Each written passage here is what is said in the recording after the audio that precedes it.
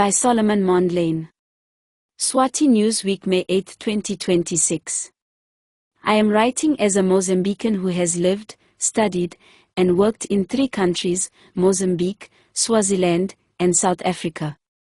I did both my primary and secondary education in Swaziland as a foreigner from Mozambique. Because of that lived experience, I reject the easy label that South Africans are xenophobic. When leadership is absent, people step in, and it turns chaotic. What we see in South Africa today is not xenophobia. It is what happens in any country when there is a vacuum of leadership. When the state fails to secure borders, regulate immigration, police crime, and communicate clearly, ordinary citizens step in to solve the problem themselves. The result is almost always disorder, violence, and scapegoating. That is failed governance, not national hatred. If South Africa is xenophobic, then the whole of Africa is. I know this because I lived it in Swaziland as a young Mozambican. We were subjected to ugly name-calling. Once every month, law enforcement targeted undocumented Mozambicans for harassment.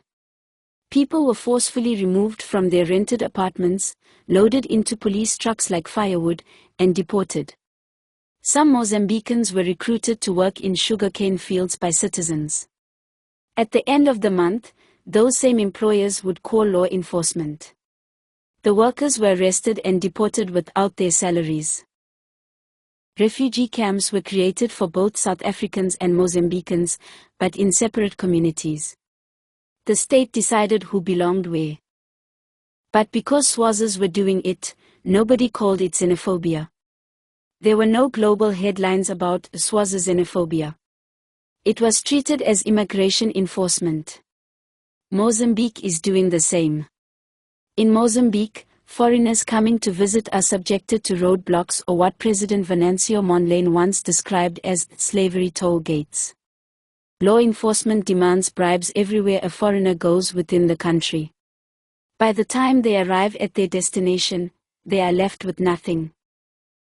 Those who settle in Mozambique face another trap. They are invited into business partnerships, and when they have invested, they are insulted, falsely accused, mainly as terrorists, by citizens, and then deported. What do you call that? Just because it is done by Mozambicans, is it not xenophobia? The double standard. The difference is not the behavior. The difference is South Africa's size, media visibility, and economic pool. Millions migrate to South Africa because it works better than home. When tensions flare there, cameras are present. When the same, or worse, happens in smaller states, the world stays silent. South Africa needs leadership, not labels. South Africans need to be engaged by their government.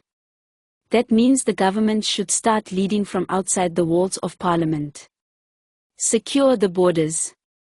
Deal with illegal immigration like other African countries are doing. It is their sovereign right. In reality, South Africa has been the most lenient country on the continent. It has absorbed millions. What we are witnessing now is not hatred of foreigners. It is the outcome of years without clear policy, without enforcement, and without honest conversations with citizens. Call it what it is, a lack of leadership. When the state abandons its job, the street takes over. And the street has no training, no law, and no accountability. If we are honest, the same behavior we condemn in South Africa exists across Africa. The cure is not shaming South African. The cure is not shaming South Africans. The cure is leadership, in Pretoria, in Maputo, in Mbabane, and across the AU.